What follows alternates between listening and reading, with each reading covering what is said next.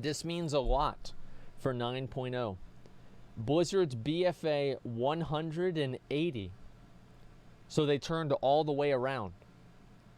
180 has very big implications for WoW's future. Give me 1 second. I'm going to pause this, and I'm going to get on another character, and that way people can invite me over, and I can be killing the rares while I'm watching a video. I am a multitasking god, and I want to make sure that I'm playing like him. Okay, just give me 1 second. Doing anything special on the 50th anniversary of the Apollo 11? I don't know. Maybe we can go to Argus or something. Okay, just give me a second. I'll get on Thug Fresh. Okay, here we go. Pause this. Oops.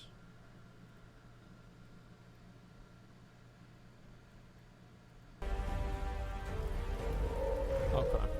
Hey everyone, and welcome back to another video. Okay. So, let's be real, Blizzard kind of messed up some of the initial design elements of Battle for Azeroth. Whoa, wait a minute. What do you mean? What is this Blizzard hater? What, he doesn't even like the game?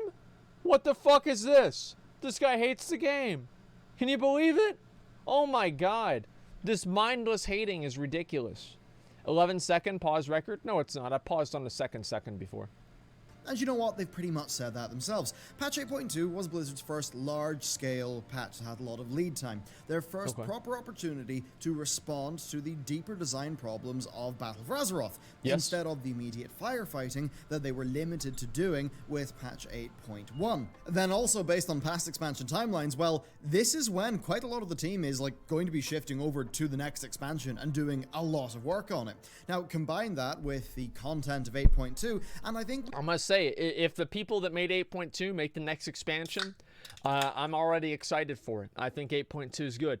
And so hopefully that is the case. We can actually predict what the future of the game is going to look like from a design perspective. So today we're going to be going through what Blizzard are moving towards and what they are moving away from. Thug Fresh, and we're going to kick it off with what I think is one of the best parts of this patch. Zone depth. Mechagon and Nazjatar both have a lot more to them than Kulturas, this is a big true. or even Argus or the Broken Shore. This is a now, big in fairness, true. It wouldn't take much to pass some of those zones, but really what we've seen is quite encouraging. Things like Marty Vass's Laboratory, the Coral Ancients, the Fabius Tame, the Murloc Traders, a bunch of the rares, the more secretive elements, the just stuff like that. There's a lot more interesting stuff in these zones than what we've been used to lately. Now, combine these nice little shimmers of quality with the rest of what you end up seeing, and it's clear that Blizzard seem to be thinking more about the World of Warcraft, which is a good thing.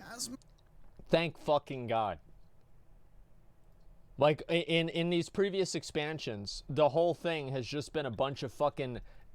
everything in the game feels like it's pretty much just a tool to move you from point A to point B. Rust Feather's up. Okay, let me go over to Rust Feather real quick. Okay. All right, I'm on my way. Anyway, so yeah, just a second. Yeah, it's like... I think the best thing about the new zones is the pet battles.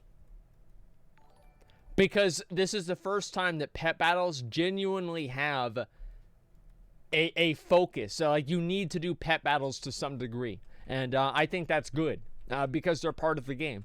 You should make everything part of the game fitting together and working together. Much as there still is a long way to go. Next, though, something that they're moving away from, and that is heavily randomized rewards. They're massively moving away from this. Previously in BFA, it was about your weekly caches, your Azerite lockboxes from the Emissary, that sort of thing. And then before that, on Argus, you got a random loot token for a slot that contained a random item at a random item level.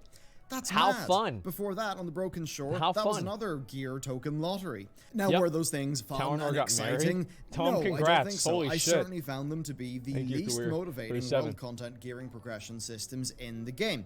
Now, sure, when you look at this patch, the essences aren't perfect. They may have a few issues, but fundamentally, they are putting the Legion legendary tier effects onto direct sources with zero RNG. Now, sure, you might like the activity that an essence comes from or something. That's so fucking good.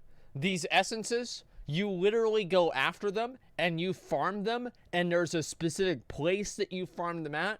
There's a specific thing that you do to get them, and after you do that thing, after you go to that place, after you get that achievement, you get the essence.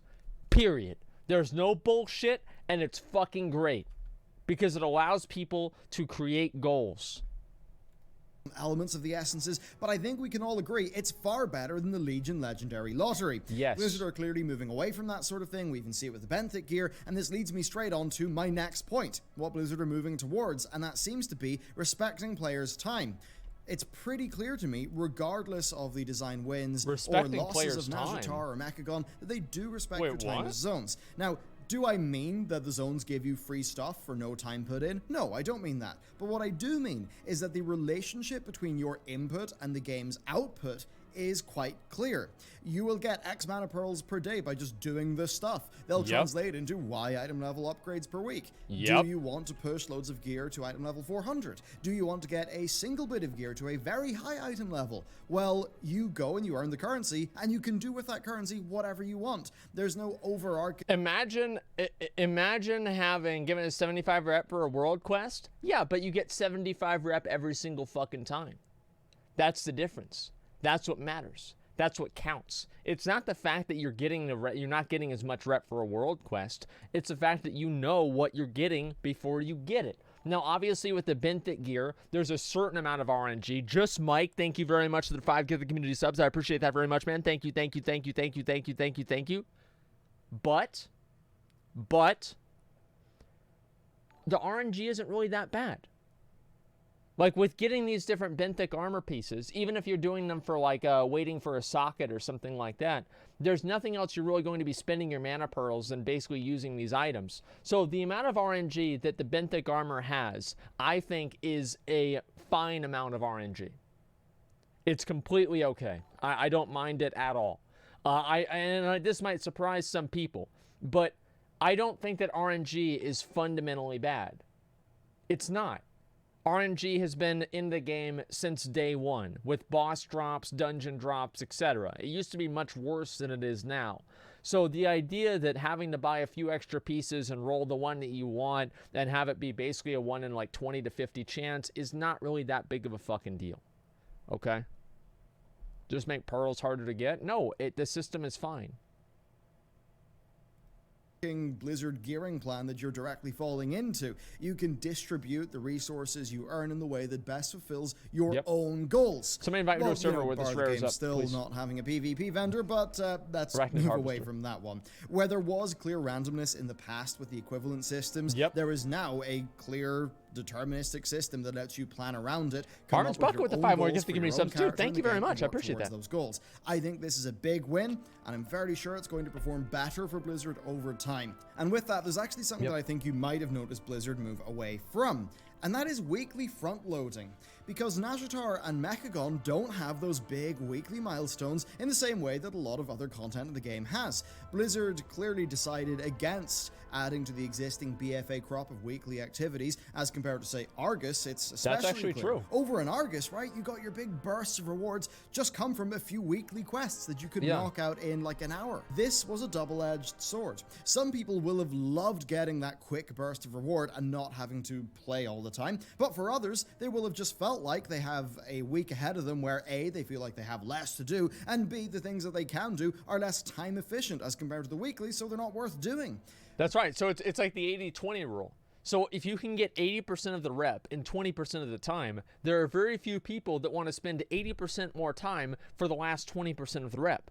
So what it does is it basically conditions players into making conscious decisions to stop playing the game. Right? And this is what happened. And even like Kevin Jordan talked about this in one of his videos, right? Is that whenever you start creating things that create a habit of players logging on, right? Log on every day for this, log on every week for this, etc. Your game's fucked. Because now players are thinking about like how to optimize their time and not thinking about enjoying the game. And I do think that the weekly thing is a good idea. And Blizzard moving away from that is also a very, very good idea. What do we see in the new zones? Well, I think it's pretty clear what we've got instead of the weekly front loading. And that is what they're moving towards, the daily experience. Blizzard clearly are putting more thought into the daily process. Skirkator with the 5 more Get the Community subs. Thank you very much, man. Holy shit. Thank you, guys. God damn. People have been gifting a lot of subs today. Thank you guys so much. World of Warcraft. Both of the game's 2 new zones do have wide-spanning achievements over weeks and weeks and weeks, but the gameplay really is heavily focused on the daily content, shifting away from those weekly meta tasks that we've seen a lot of in the past. Now, what has this resulted in? Well, I think split opinion. I think to some people it feels like too much Shadows stuff. with the 5 Likely Thank you so much, wouldn't be doing that content anyway, but maybe have decided to force themselves through it to get the best benthic gear quick, so that could be a balance issue. But then on the other side of that, clearly a lot of people have found this to be very motivating and are playing a lot of the game. Now, what's this actually done for the game? Well, I think what's happened is that it's combined with the depth that those zones have. Nazjatar and Mechagon really do seem to be good at getting people out into the world on a daily basis. I agree with unlike that. the 8.0 zones, I it's agree with that. a world that has a lot more stuff going on, as we covered in the depth section of this video. With the rares being more interesting, your things in the lab, loads more achievements, and just, you know, a lot of that stuff that we've already covered in this video that's really good about the 2 new zones. So it does seem like the increased daily participation has helped them maximize the, well, just those design elements of these 2 new zones, and that does bring me on to another thing. Well, that's the thing, right, is if you have daily quests versus weekly quests, you just do them a little bit and then you're fucking done. You know what I mean? Like, that's it. That's all there is to it. And I feel like that whole dynamic of having the weekly quests that only take like maybe 20 minutes to do, it's probably the most indirectly demotivating thing that the game has ever created, because it basically gives players a way to budget out their time and see how much is 1 hour of my time worth doing this versus doing something else. And whenever you remove the weekly component to it, you just have people working towards the goal at their own pace every single day, which I think is substantially better. I like that a lot more. That is cooperation. Both Mechagon and Nazjatar have rares that strongly benefit from cooperation in ways that are just, you know, they're not just more damage. They feel a bit more similar to some of the rares in the Timeless Isles, like Hulon, for whom half the island would be, you know, racing over, creating somewhat of a mini event, which is a nice departure from, you know, your Gulp Frog farm back in the day. But even small things, like teaching players how to summon the Coral Giants, or maybe the rare that involves the paint colors in Mechagon, or maybe the Vault Bot rare. I think those things are... The Coral Giants are a really good example of Blizzard doing something that's like, how do you learn about the Coral Giants? You don't really. You learn about them through other players. And I think that Blizzard took a big risk by creating content like that and making it as rewarding as it is. So whenever you're learning about content from other players, that's an interaction that you have. And even if you're reading about it on a fan website or whatever, you're still going out of your way to seek that knowledge. And I think the process of seeking the knowledge invests players more in the game, and I think it's better for the game overall. So I really like the Coral Ancients and the way that they work. Fantastic. They're nice cooperative gameplay, and perhaps that's Blizzard just thinking that they really can do a lot to make the experience of running around the World of Warcraft feel more like an MMO in a sort of natural cooperative way, as opposed to, say, straight up grouping. And I think that is a good thing to have across the world. But speaking of cooperation, well, we've got the battle for Nazjatar. Now, this has been a mixed bag because of problems with the game's sharding system, but fundamentally, I think it's a great idea. Throughout BFA, we really have seen Blizzard begin to use War Mode more and more and more, and this is really their best new example. I mean, sure, a few problems aside. And I think this means we're going to see a lot more of this happen in the future. I wouldn't be surprised if, like, the game's next expansion continent would have events like this going on in it.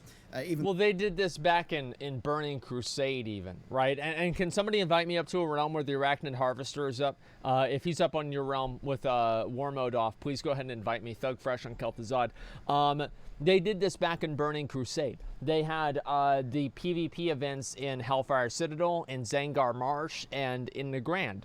And nobody really did any of the ones besides Hala and the Grand. Nobody cared about the Zangar Marsh one. I don't even remember how it worked. And the Hellfire Citadel one was just, it was like whack-a-mole. You'd capture one, then they'd capture the other one, then you go to the one that they captured, then they capture the one that you captured. It's just like really fucking annoying. But the point is, right, is that they've done this a number of times and it hasn't really worked out that well. I think that now it's much better than it used to be. So I'm going to say that's a big positive there. Though, sure, PvP might not narratively make sense in the next expansion. But regardless, I think one thing is clear. World PvP is in. Sure, it's not for everyone. That is the case. But I do think that it can add another excellent layer of gameplay to the world. One that, combined with the deeper zones, it's fucking awesome. will make the world feel a lot less lifeless. And that is a really good thing. But of course, it's not great. all events are the Battle of Nazjatar. We also have our next thing, Terror from the Deeps, and just the idea of events, which they might be moving towards. It was pretty cool to see a zone-wide event in Nazjatar, but I will admit I was let down by its scale and it just being that one. Okay. Can we talk about these dumb fuck, stupid, goddamn, motherfucking things that spawn underneath the Eye of Ashara? This guy right here that just instantly kill you and you don't even know where the fuck they are? Like, and they spawn under the water. I am so sick of that stupid ass shit, dude. Like, I fucking hate the Arcane Ore. They're so bad. They're so fucking bad. And like, what do you even get out of this? Like, I don't even know. The Fury of the Deep. I genuinely have no idea how this benefits my character at all. Like, I have no clue whatsoever. Does it, like, give me some sort of, like, cool thing? 50 rep. Really? I don't think I've ever gotten 50 rep from it. Maybe I just haven't been paying attention. Shit, okay. Event. But still, things like this could be fantastic for the game if Blizzard are able to do a better job next time, and seeing them move in this direction is a nice thing. Now, they're going to need more events that have more impact on the zone. Going back to, say, even patch 5.3 of Mists of Pandaria, there was a lot that they could lift from there. Now, of course, that patch had issues, but it did have things like the Caravan raiding event, the defense events. I think there was one or two others. Sure, wasn't a great patch overall, but I think those things would really be a welcome feature in a deeper zone, one that has benefited from all the other stuff that we've talked about in this video. Great. So hopefully this PvE event in Nazjatar is an indicator that Blizzard will want to do more of that in the future. But we hope. Let's just totally change pace. Storytelling, right? The storytelling in Battle for Azeroth is quite something, and there's a key difference in format between it and Legion. Now, sure, both expansions are heavily relying on their transmedia narrative content to tell their story, which I do kind of disagree with as a general way of doing things, but a key difference in transmedia means that they're using multiple different ways. So, like, some of the media, some of the wars in the books, some of the wars in the game, some of the wars on the website, etc. Right? BFA is what Blizzard have done with the smaller 0.5 patches. These patches, seemingly as compared to the Legion counterparts, seem to be containing a heck of a lot more lore, and it seems very clear to me that Blizzard are just using this to give us a more episodic narrative, maybe giving us major plot updates every 3 months. Now, is that a good thing? It's hard to tell. It certainly could be a good thing if it was applied, in my view, to a better story. I think it could work out really well. After all, if they can use this format to increase their narrative screen time, it could do good things. And sure, so far we've only seen this in patch 8.1.5 with its narrative stuff. 8.2.5 hasn't came out yet, but I think from looking at the story of 8.2, knowing where 8.3 is probably going to go, 8.2.5 clearly has a lot of work that it's going to have to do. But let's move on to something totally different that Blizzard are moving towards, and that is a shift in reward design philosophy. You see, between Nazjatar and Mechagon, we've got quite a lot more in the way of character progression that's not tied to item level. The mounts this time are a bit more involved. The rares are a bit more involved. On the whole, they're not more involved. It just takes longer to get them. I mean, let's be honest. How many fucking times have I flown over to Mechagon to try to kill Rustfeather and the Arachnid Harvester? I'm getting fucking tired of it. Like, but I mean, the reason is because they made the drop rates a lot lower. Like, I did this all the time. Like, I probably killed these rares 70 times or something like that. It's been insane. From horses to seahorses. Yeah, exactly. Doesn't matter if you get invited to another shard.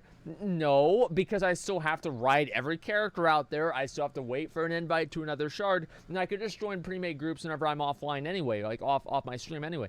Like, it's not like it's a big deal. By the way, speaking of that, can somebody invite Faustus, alt0224, alt code, I think it's alt0224, up to a server that has Rustfeather or the Arachnid Harvester up. I'm going to try and get the rares on this character too.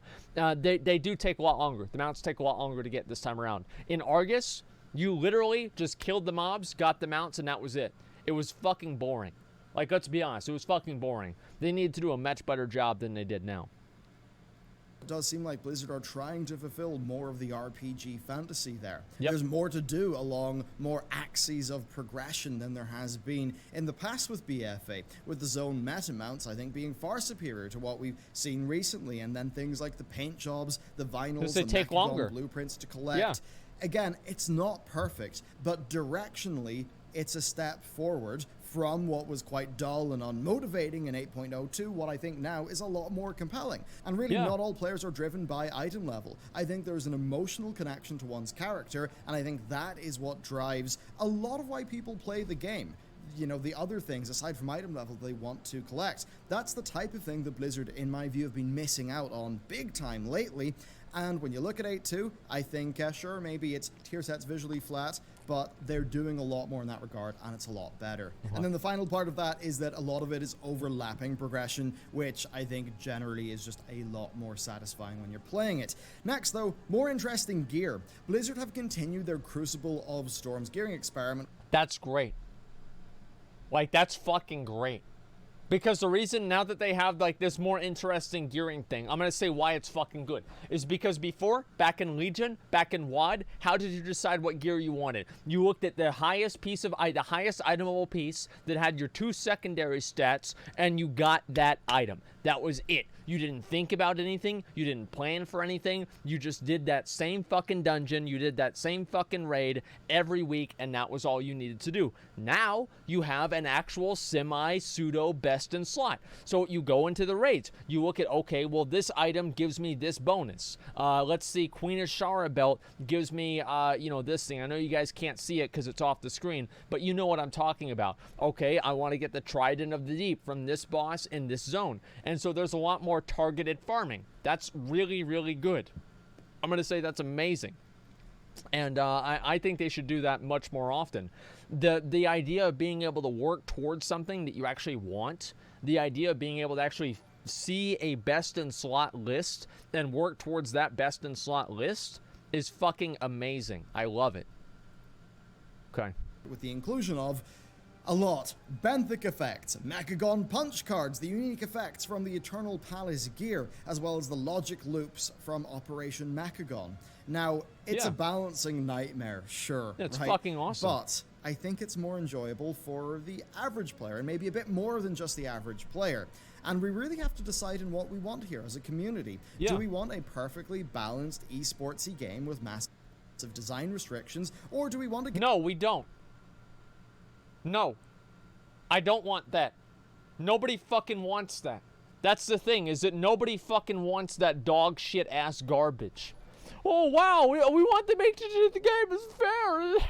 I want to make sure whenever I do an arena, I can't go up against counter combat. You know, like, what the fuck is this? It's an MMO. Like, making the game appeal to it being an esport, I think has made the game worse. The more they tried to make things fair, the worse the game has gotten. Because people don't play MMOs to be fair. They play them all day and all night to beat the shit out of somebody who only plays them all day. That's the way that it works. And then the guy that only plays them all day, yeah, he gets his ass beat by the guy that plays all day and night. But there's one dude that can only play once a week, and the guy that plays all day can beat his ass too. It's like it's a food chain, right? It's the food chain, the food pyramid, whatever that. No, it's not. That's the thing that has like vegetables and shit in it. I'm talking about the food chain, basically. Punching down, exactly, the circle of life. That's what it's all about. And trickle down ganking, right? That's what it's all about. It's a circle of life or circle of death. Is you get killed by this guy who's really good, and then you go back and you kill some guy who's worse than you. Then he says, son of a fucking bitch, I've got to get better at this game. And then he gets better. Like, nobody gives a fuck about it being an esport. Nobody cares. Do you know how I know that nobody cares? Because the Warcraft tournament's on right now, and it has 6,000 viewers. Nobody gives a fuck. The fact is, they want the game to be good, fun, entertaining. And you know what? That's going to be better for the players. It will be. Here's why. Because more people that are actively participating in the content are more potential viewers. Because the people that are participating in the content are going to have a higher chance of being able to watch competitive content about the content they're already participating in. Here's a good example of that. How many games do you watch for esports tournaments that you don't actively play? Probably 0. Maybe 1 if you're watching Counter-Strike or something, because it's really easy to do. The truth is, for a lot of people, they want to watch games that they are invested in and involved in. That's why PvP was so fucking popular back in Wrath, because everybody did it. Was it balanced? Shadowmourne. Fuck no. But it was good. It was good. Doesn't matter. It doesn't need to be balanced. Balance is, it is a false god. It is a false god. And Blizzard needs to look at the one true god of fulfillment. Nobody gives a fuck about balance. I'm not saying that they should make things completely broken. But allowing some people to kind of go outside of that window of what's normally acceptable. The dog, thank you very much. Holy shit, thank you very much. The 20 gifted community subs. Thank you, dude. Thank you. I really fucking appreciate that, man. Doing it right is right. Yeah, it's fun. Fun is the goal. Now, it's not fun to lose against somebody that you have no chance against. That's not fun. And in Classic WoW, I think that's what would happen a lot. Right? There were some classes that just purely countered other classes, and it was not fun. But I would say that a level of balance somewhere around Cataclysm or Wrath of the Lich King is great. And that is good for the game. Like, Wrath of the Lich King balance was, in my opinion, the pinnacle of the way the game should have worked. Okay? Mop balance was perfect. No, it wasn't. What do you mean? No, it wasn't. Like, why do people go back and they say, just because Mop had a lot of buttons doesn't mean that it was balanced? Like, God, you guys are like, people have such a hard-on for Mop because they're watching all of these high-end players that are reminiscing about it because they were really good and they knew all the buttons for it. You guys probably don't even remember all the spells that your character had back in Mop, okay? So just go ahead and give it a rest with Mr. Pandaria. Wrath of the Lich King was infinitely better, okay? Mr. Pandaria was good, okay? It was good, but I think Wrath was infinitely better. Game that is, you know, having more interesting gear that's a bit harder to balance. Fuck yeah. And my personal take might be a bit more controversial here. Mythic Raiders are a tiny percentage of the player base, and the game can't be designed around them primarily. World of Warcraft should not be an MMO esport. World of Warcraft should be an MMO RPG, as much as media hype might try to push it in the other direction. True. And while we're on that topic, let's just talk about True. gameplay. Blizzard do appear to be pushing in the direction of giving Big players true. more impactful gameplay decisions. Now, look, essences can't fix the class design problems, but to think that they would is, I believe, unrealistic. The next opportunity for a class overhaul is 9.0, and I do not say that snarkily. I get the class problems, and I agree that they are a valid... That's such a cock. That is honestly such a cock. I mean, Blizzard, the idea that like, oh, well, you know what? In a year and a half from now, the game's going to be good. So why don't you just wait around until then, and maybe we'll roll the dice and we'll see if your class doesn't suck dick. That's the problem. They can't just... The idea that it's like some sort of like, oh, it's not realistic for Blizzard to overhaul and change classes in the middle of the expansion, they need to shut the fuck up with that idea. Because they can do it. They can easily do it. They can make a couple of changes to at least make it slightly better. Torben, thank you very much for the Rudy sub. This is bullshit that you have to wait for that long in order for your class to be good again. And it's not fair. It's not fair to the player base. They have to sit there and play some fucking garbage-ass version of the game for that long. No, that's ridiculous. No, no, no, no. Good reason to not play the game if they're that much of an issue. I totally agree with that. Okay. But still, for what they are, the essences are pretty good. Rather than being a fix to class design, I see them more as being like the Legion Legendaries, but with no RNG and a bit deeper customization. Let's be real, if the Legion Legendary effects worked like these essences, Legion would have been a better expansion in terms of its gameplay. Now, what the essences do show us is that Blizzard are giving us interesting choices, ways to customize our character. Now, sure, there'll be a BIS for different scenarios, but broadly speaking, the essences allow you to combine, your essence choices with your talent tree to create a highly tailored build. And I do think that giving yourself more options in that regard is interesting character progression. So what's this going to mean for the next expansion? Well, Blizzard seem to be wary of external character progression, things like the artifacts and stuff like that. They've talked about how they didn't really anticipate how badly just how bad it would feel moving from Legion into BFA in terms of your character's capabilities. How the fuck would you not be able to assume that?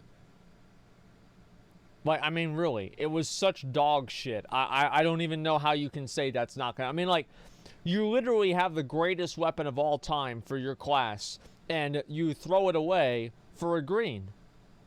And you're surprised that players don't feel good about that? So overall, that does mean it's hard to know exactly what they'll do. Personally, I think they're going to put a lot more back into the classes. I wouldn't be surprised if they undid some of the GCD changes, and I think we're going to get something. They've already undone half of them, and they're probably going to undo the other half of them pretty soon too, because people don't like the GCD changes.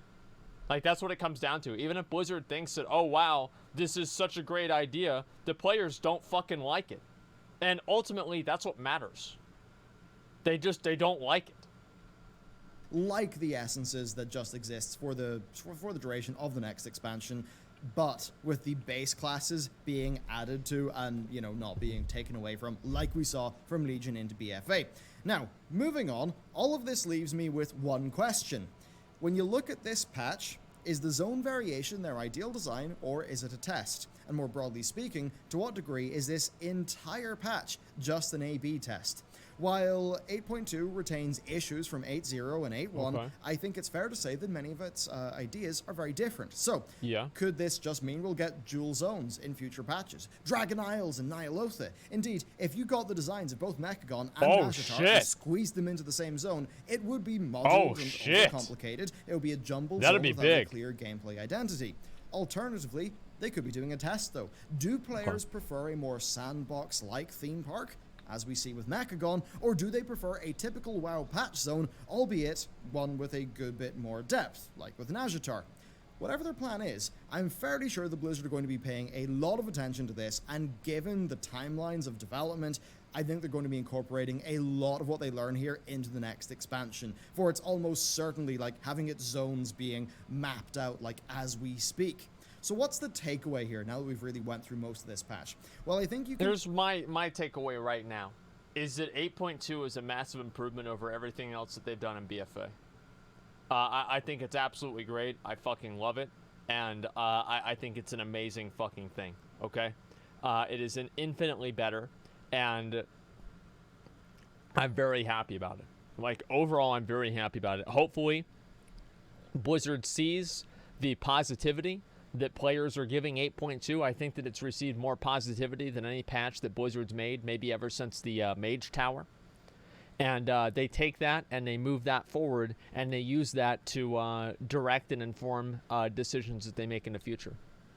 See, the Blizzard are moving away from many things that players have not liked in the past. Not everything has been a clear win. Right, I don't think everything's been a clear win, but I think their ultimate intention here seems to have been to listen and respond. Ultimately, this patch was pretty darn late in the cycle, so it seems like they decided to be a little bit more reactive and design this around the issues of 8.0 instead of just plowing ahead with their existing plan. So I don't think we can extrapolate from this patch that, WoW is totally 180'd and all of its problems are solved or anything like that, but I do think we can say that this is a big move in the right direction. Just depends if they stay the course.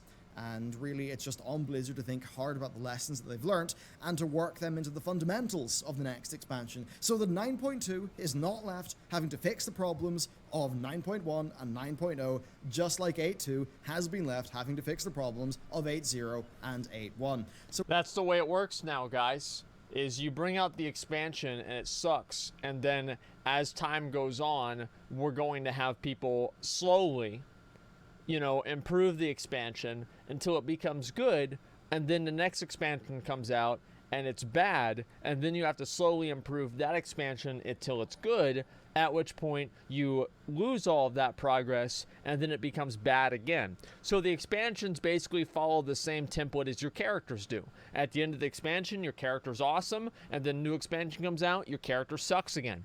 Same thing with the expansions. With that, let me know, what do you think about this patch? What do you think about how this patch is influencing the design of the game moving forward? And what parts of this patch would you like to see be incorporated into the fundamentals of the game? And just broadly, how would you like the fundamentals to change in 9.0? I would love to hear that. So there you go, that is it for me. Let me know what you thought about these topics down below, and with that, I will see you next time. So we need to talk about this. We need to talk big about this, okay? I'd rather just play Classic until Pantheon comes out in 2030. You guys can think that. You can be like, oh yeah, I'm gonna play Classic forever.